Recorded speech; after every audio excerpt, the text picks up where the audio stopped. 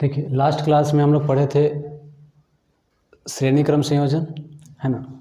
आज हम लोग पढ़ेंगे पार्श्व क्रम संयोजन, है ना, इंग्लिश में बोलते हैं पैरेलल कनेक्शन। ठीक है, तो श्रेणी क्रम संयोजन में हम लोग पढ़े थे कि थोड़ा समझ लीजिए। श्रेणी क्रम संयोजन में क्या होता था, जितने भी प्रतिरोध होते थे ना उसको क्या करते थे हम लोग, एक के बाद एक जोड़ देते थे, है ना।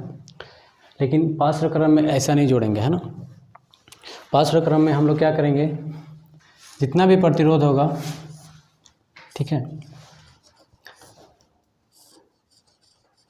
इस तरह से मान लीजिए 3 प्रतिरोध है, ठीक है। तो श्रेणी क्रम में क्या हुआ था हम लोग का, ये आपका श्रेणी क्रम है, हम लोग लास्ट क्लास में पढ़े थे ना, ये श्रेणी क्रम हो गया। तो श्रेणी क्रम में क्या होता था, ये R1 था, ये R2 है आपका, और ये R3, एक के बाद एक करके जोड़ते थे। इसका मतलब ये होगा कि पहला प्रतिरोध होता था, उसका ये दूसरा छोर यानी कि दूसरा सिरा जो होता था उसका इसके पहला सिरा से जोड़ देते थे, इसका भी दूसरा सिरा इसका पहला सिरा को जोड़ते थे।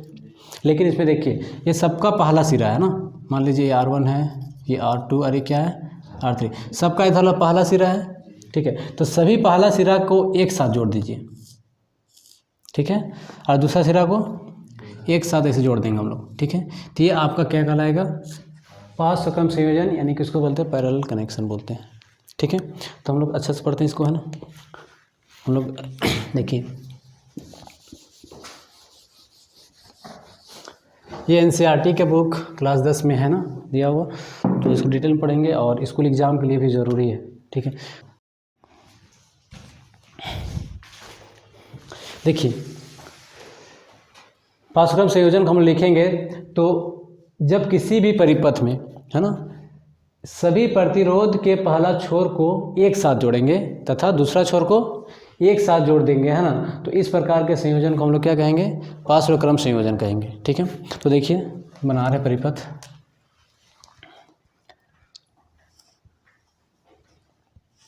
पहला प्रतिरोध,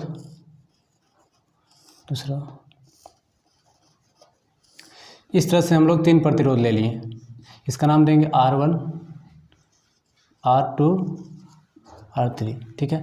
इसका ये पहला छोर है, ये भी पहला छोर, ये भी पहला छोर, मतलब पहला सिरा बोल सकते हैं हम लोग, है ना। तो इस तीनों का एक साथ हमको जोड़ना है, ठीक है। तो ऐसा करेंगे तो अच्छा दिखेगा, इस तरह से। यहाँ पे इसका कनेक्शन कर दिए, इसका भी, और इस तरह से तीनों प्रतिरोध को हम लोग पहला छोर के एक साथ यहाँ पे जोड़ दिए ना, और दूसरा छोर के क्या किए हम लोग एक साथ जोड़ दिए, ठीक है। अब इसको हम क्या करेंगे, एक सेल से कनेक्ट कर देंगे,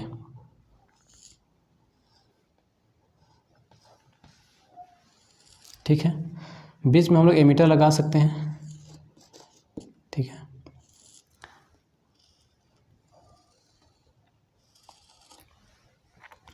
ठीक है, प्लस माइनस,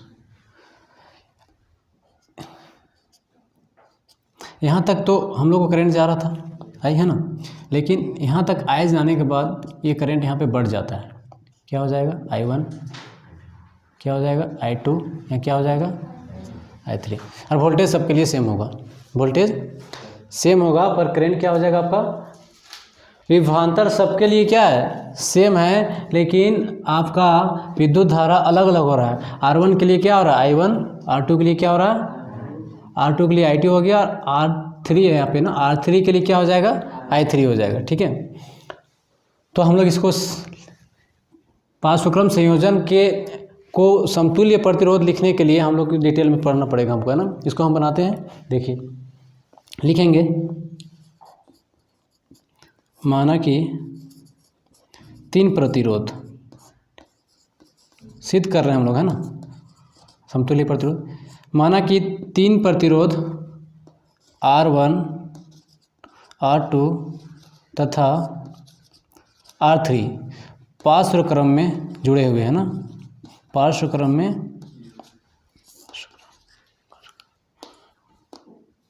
पार्श्व क्रम में जुड़े हैं,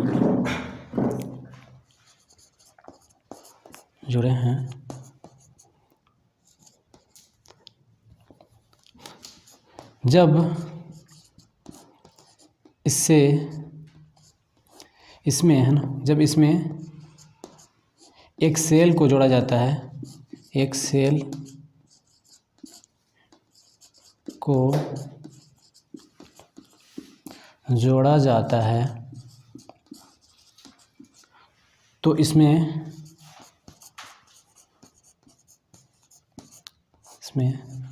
धारा R1 के लिए I1, R2 के लिए I2 और R3 के लिए I3। धारा I1, I2 तथा I3 प्रवाहित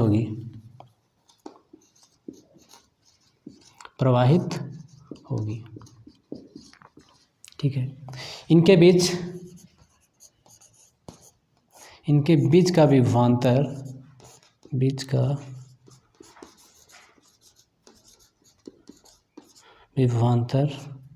भी होगा।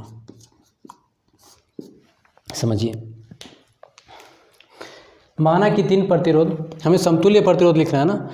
पार्श्व क्रम का समतुल्य प्रतिरोध लिखने के लिए हमें इसको बताना पड़ेगा कि कैसे होगा। ठीक है, हम लोग उसे सिद्ध कर रहे हैं, इसलिए लिखे हैं माना कि 3 प्रतिरोध R1, R2 तथा R3, ठीक है, R3 को, है ना,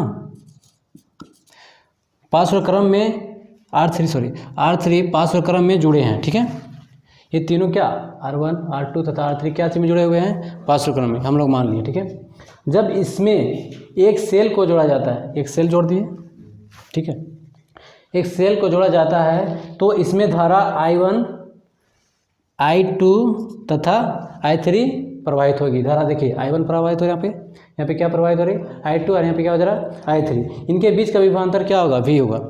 सीरीज, इससे पहले हम लोग पढ़े थे श्रेणी क्रम संयोजन में हम लोग क्या पढ़े थे कि वोल्टेज यानी कि विभवांतर जो था वो क्या था, अलग अलग था, V1, V2 और क्या था, V3। लेकिन जब हम लोग पार्श्व क्रम की बात करते हैं तो पार्श्व क्रम में क्या होता है, करंट अलग अलग होता है।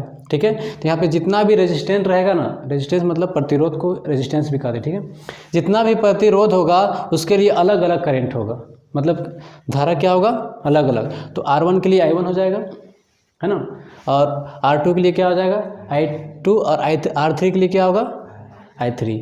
ठीक है, ये पार्श्व क्रम संयोजन में होता है। ठीक है, तो लिखेंगे इनके बीच का विभवांतर भी है, इसलिए ओम के नियम से, है ना, क्या लिखेंगे हम लोग, इसलिए ओम के नियम से, ओम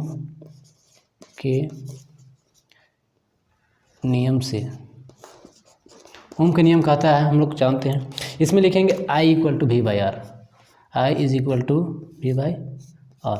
इसको समझा रहे हैं, थोड़ा सा देखिएगा। यहाँ पे हम लोग लिखे थे ओम का नियम ऐसे भी होता है, V = IR होता है, हुआ ना। तो हमको क्या लिखना, I लिखना है, तो क्या हो जाएगा, I को इधर करेंगे, है ना, तो उधर से V हो जाएगा और R क्या हो जाएगा, नीचे होगा ना। ठीक है, तो यहाँ पे करंट मतलब धारा अलग अलग है ना, इसलिए हम लोग किसको लेकर चल रहे हैं, I को लेकर चल रहे हैं। श्रेणी क्रम संयोजन में क्या हुआ था, वोल्टेज अलग अलग था, इसलिए हम लोग यहाँ V लिखे थे। ठीक है, लेकिन इसमें करंट अलग है ना, जब धारा अलग हो जाए तो हम लोग धारा को लेकर चलते हैं ना। तो धारा जब लिखेंगे तो ओम का नियम क्या कहता है, करंट जो होता है वो वोल्टेज बाय रेजिस्टेंस के बराबर में होता है। ठीक है, तो वोल्टेज बटे रेजिस्टेंस के बराबर में क्या होगा, धारा होगा। इसको हम लोग समीकरण 1 मान लेते हैं ना, समीकरण 1। अब ये आपका एक्स्ट्रा लिख दिया था। ठीक है, ये समीकरण क्या हो गया, 1 हो गया। आगे देखिए, यहाँ पे 3 प्रतिरोध हैं, है ना। हम लोग टोटल प्रतिरोध के लिए ओम का नियम लगाया है ना, तो I बराबर क्या लिखे, V/R लिखे। लेकिन हम लोग यहाँ लिखेंगे प्रत्येक प्रतिरोध में ओम का नियम लागू करने पर, है ना, ओम का नियम लागू करने पर। ठीक है, सब में ओम का नियम लागू करते हैं। ठीक है, तो यहाँ पे I लिखे थे, तो यहाँ पे क्या लिखेंगे, I1 = क्या हो जाएगा, देखिए जब I1 की बात करेंगे टोटल वोल्टेज क्या अभी है, हम लोग मान चलते टोटल वोल्टेज क्या है अभी, सब में वोल्टेज सेम है। ठीक है, तो I1 की बात करेंगे तो क्या होगा, V/R1 होगा। इसको समीकरण क्या मान लेंगे हम लोग, 2। यहाँ देखिए समीकरण 1 मान चुके हैं, इसलिए हम लोग वहाँ 2 मान रहे हैं। ठीक है, उसी तरह क्या लिखेंगे हम लोग, I2 क्या हो जाएगा, V/R2। ये समीकरण क्या हो जाएगा, 3। ठीक है, अभी लिखेंगे I3 तो क्या हो जाएगा, R3। ये आपका समीकरण कितना हो गया? 4। जैसा हम लोग श्रेणी क्रम पढ़े थे ना, वैसे हम लोग पार्श्व क्रम भी पढ़ रहे हैं, ठीक है। तो क्या करेंगे, समीकरण 1, 2 और समीकरण 2, 3 और 4 को क्या करेंगे हम लोग, जोड़ देंगे। समीकरण 2, 3 तथा समीकरण 4 को जोड़ने पर, ठीक है, जोड़ते हैं। तो देखिए समीकरण 2, 3, 4 को जोड़ेंगे तो यहाँ पे क्या हो जाएगा, I1 प्लस I2 प्लस क्या हो गया, I3। ये इधर का एक साथ जोड़ देंगे, इसको क्या करेंगे, एक साथ जोड़ेंगे ना, तो क्या आ जाएगा, V/R1 plus V/R2 plus V/R3, ठीक है। देखिए समीकरण 1, समीकरण 2, समीकरण 3 और समीकरण 4 को हम लोग जोड़ेंगे तो एक साथ ही जोड़ेगा, इधर वाला को एक साथ जोड़ेंगे, ठीक है। अब यहाँ देखिए I1, I2, I3 किसके बराबर होगा, एक I के बराबर होगा। यहाँ पे I एक ही था ना, ये इन जगह बटा है, तो इसके जगह हम क्या लिख सकते हैं, I।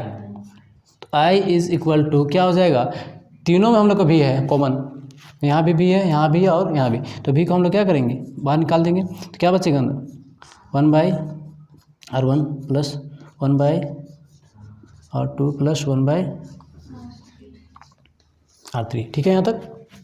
अब देखिए इसको हम लोग समीकरण 5 मान लेते हैं, कितना, समझ रहे हैं ना। देखिए यही पूरा करते रहे, ठीक है। अब लिखेंगे, यहाँ तक हम लोग करने के बाद समीकरण 1 को लेंगे और समीकरण 1 को लेंगे और समीकरण 5 को लेंगे, ठीक है। तो लिखेंगे समीकरण 1 और समीकरण 5 से, ठीक है।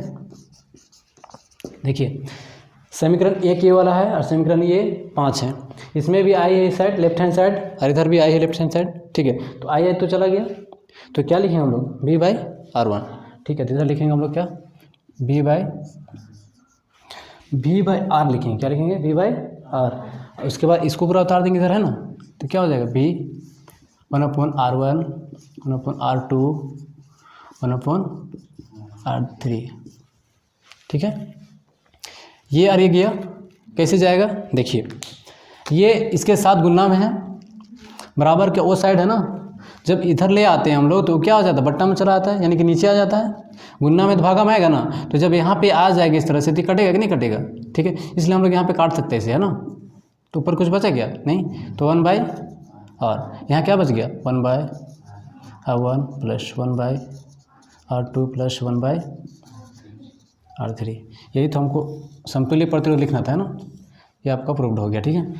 तो सीरीज कनेक्शन में क्या हुआ था, R = R1 plus R2 plus R3 direct जोड़ देते हैं, है ना। लेकिन पार्श्व क्रम में क्या होगा ना, अलग अलग हुआ, ठीक है। तो 1 क्या होगा, R1/R1 R2 R3 इस तरह से बनेगा, ठीक है। तो ये आपका पार्श्व क्रम सिद्ध हो गया, ठीक है।